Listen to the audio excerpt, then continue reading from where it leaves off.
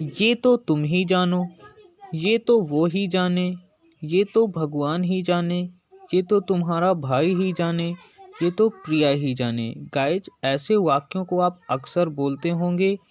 तो गाइज आज मैं बताऊंगा कि इन वाक्यों को इंग्लिश में कैसे बोलते हैं। तो चलिए सबसे पहले इसके रूल को समझ लेते हैं। इसके रूल में सबसे पहले रखेंगे ओनली और उसके बाद रखेंगे सब्जेक्ट, सब्जेक्ट के बाद रखेंगे नो या नोज और अंत में रखेंगे दिस। गाइस यहाँ आपको ये ध्यान देना है कि अगर एक वचनकर्ता यानी सिंगुलर सब्जेक्ट है तो नोज रखेंगे और यदि बहुवचनकर्ता यानी प्लूरल सब्जेक्ट है तो नो रखेंगे। चलिए इसको एग्जाम्पल की सहायता से और अच्छी तरह से समझ लेते हैं। पहला एग्जाम्पल है ये तो तुम ही जानो। इसको इंग्लिश में कहेंगे only you know this. Guys यहाँ पर जो यू है यू प्लूरल सब्जेक्ट है इसलिए यू के साथ नो रखा गया है। चलिए दूसरा एग्जाम्पल देख लेते हैं। दूसरा है ये तो वो ही जाने। अगर ऐसा किसी लड़के को बोला जाए तो उसके लिए इंग्लिश में बोलेंगे ओनली ही नोज दिस। अगर ऐसा किसी लड़की को बोला जाए तब उसके लिए बोलेंगे only C knows this.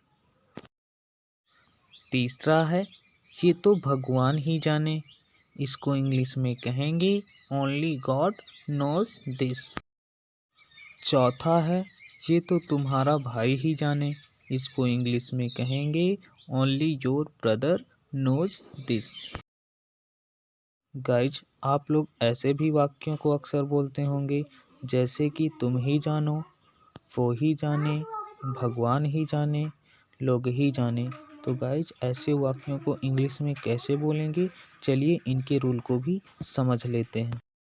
Rule में सबसे पहले रखेंगे ओनली, उसके बाद सब्जेक्ट और सब्जेक्ट के बाद रखेंगे नो या नोज। तो गाइज आपने देखा कि वही पुराना रूल है, सिर्फ इसमें जो अंत में लगा था दिस इसको हटा दिया गया है बस। चलिए कुछ एग्जांपल्स देख लेते हैं। पहला है तुम ही जानो। इसको इंग्लिश में कहेंगे ओनली यू नो। दूसरा है वो ही जाने। अगर ऐसा किसी लड़के को बोलेंगे तो बोलेंगे ओनली ही नोज। अगर ऐसा किसी लड़की को बोलेंगे तो बोलेंगे ओनली सी नोज। तीसरा है भगवान ही जाने। इसको इंग्लिश में कहेंगे ओनली गॉड नोज। गाइज अब दो वाक्य आपके प्रैक्टिस के लिए है। पहला है ये तो प्रिया ही जाने। इसको पहले वाले रूल से बनाएंगे और दूसरा है लोग ही जाने। इसको दूसरे रूल से बनाएंगे और कमेंट बॉक्स में लिखेंगे।